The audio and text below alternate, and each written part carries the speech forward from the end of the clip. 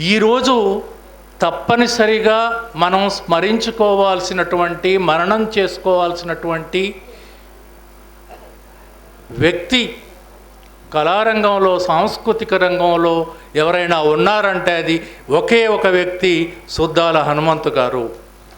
ఎందుకు నేను చెప్తున్నానంటే, నేటి సమాజంలో, సమకాలీన సమాజంలో అన్నీ వక్రీకరణకు గురవుతున్నటువంటి సందర్భంలో ఖచ్చితంగా సుద్దాల హనుమంతు గారిని గుర్తు చేసుకుంటేనే, ఆయన జీవితాన్ని చదివితేనే, ఆయన జీవితంలో ఉన్నటువంటి అనేక మలుపులను అధ్యయనం చేస్తేనే నిజమైనటువంటి సమాధానంగా మనకు నిలుస్తుంది అనేటువంటి ఏకైక లక్ష్యంతో నవతెలంగాణ పబ్లిషింగ్ హౌజు ఈ పుస్తకాన్ని తీసుకొచ్చింది.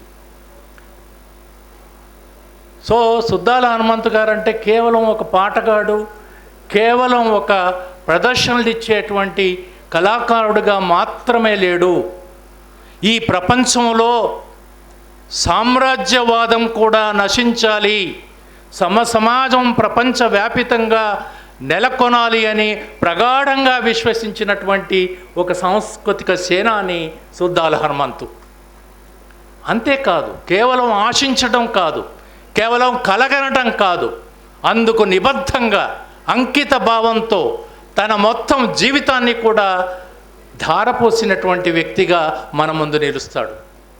ఈనాటి కళారంగం కానీ, సాంస్కృతిక రంగం కానీ ఎవరిని ఆదర్శంగా తీసుకోవాలి, ఎవరిని దిక్సూచిగా మనం తీసుకోవాలి అని అంటే తప్పకుండా ప్రజా కళాకారులందరూ కూడా, ప్రజా కళా సంస్థలన్నీ కూడా, ప్రజా సాంస్కృతిక రంగం అంతా కూడా సుద్దాల హనుమంతు వైపు చూడకుండా మనకు దిశానిర్దేశం జరగదని ఈ సందర్భంగా నేను చెప్తున్నాను. ఎందుకంటే కేవలం ఒక సమస్య గురించో పాడినవాడు కాదు, మొత్తం ఈ వ్యవస్థ గురించి తపన పడినవాడు సుద్దాల హనుమంతు. సో అలాంటి ఒక గొప్ప సాంస్కృతిక రంగ సేనాని గురించి, ఒక పతాకం గురించి, సాంస్కృతిక రంగ పతాకం ఆయన. కాబట్టి ఇక్కడి చరిత్రను ఒక్కసారి తిరిగేస్తే, తెలంగాణ చరిత్రను ఒకసారి మనం తలుచుకుంటే, మనం తెలంగాణ చరిత్ర అంటే ఇటీవల కాలపు చరిత్రే అనుకుంటున్నాం. వాస్తవంగా తెలంగాణకి చైతన్యయుతమైనటువంటి చరిత్రను మిగిల్చినటువంటి పోరాటం తెలంగాణ సాయుధ రైతాంగ పోరాటం. అందులో సామాన్యుడైనటువంటి వాడు బందూకు పట్టుకొని ముందుకురికాడు.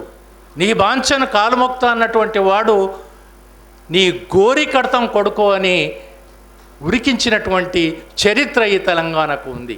అట్లాంటి ఒక మహోద్యమ, ప్రపంచ దృష్టిని ఆకర్షించినటువంటి ప్రజా పోరాట ఉద్యమంలో భాగమైనటువంటి వాడు సుద్దాల హనుమంతు. సో అందుకోసము అలాంటి ఒక సాంస్కృతిక రంగ సైనికుని యొక్క ఆవిష్కరణ ఈ సందర్భంగా మనం చేసుకుంటున్నాం. అట్లాంటి ఒక మహానుభావుని యొక్క జీవితం ఎలా ఉండింది, ఎలా పరిణమించింది, మనకందరికీ తెలుసు. ప్రజలే చరిత్ర నిర్మాతలని. ఆ ప్రజలే మన సుద్దాల హనుమంతుడు కూడా ఒక గొప్ప కళాకారునిగా తీర్చిదిద్దింది అనే ఈ సందర్భంగా మనం గుర్తు చేసుకోవాలి.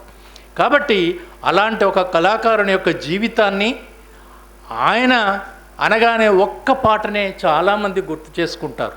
చాలామంది అన్నారు ఈ పుస్తకం వచ్చిన తర్వాత, సుద్దాల హనుమంతు గారు ఇన్ని పాటలు రాశాడా, ఇన్ని కళారూపాలు రాశారా అని. అవును, రాశారు అని భావి తరాలకు తెలియజేయటం కోసమే నవతెలంగాణ పబ్లిషింగ్ హౌజు ఈ కార్యాన్ని తీసుకుంది. దానికి సుద్దాల అశోకన్న,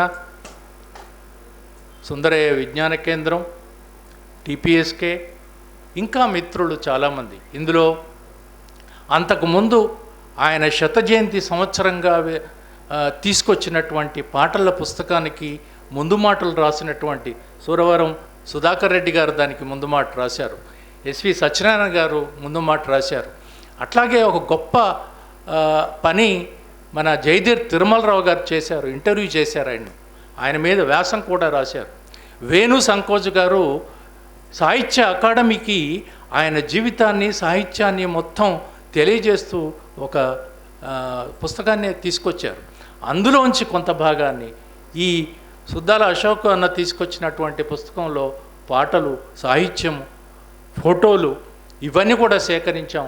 ఆయన సొంత రాతను కూడా సేకరించాం. తర్వాత మిత్రులు చాలామంది ఆయన మీద వ్యాసాలు రాశారు, అవి కూడా సేకరించాం. స్మృతి గీతాలు రాశారు, అవి సేకరించాం. సుద్దాల హనుమంతు గారు చనిపోతాడని తెలిసిన తర్వాత అశోకన్న రాసిన గీతం కూడా ఇచ్చారు, అది కూడా అందులో ఉంది. ఇట్లా అందరి రచనల్ని సమీకరించి కూర్పు చేసి ఈ ప్రజాకవి సుద్దాల హనుమంతు సాహిత్యం జీవితం అనేటువంటి ఈ పుస్తకాన్ని వెలువరించాం.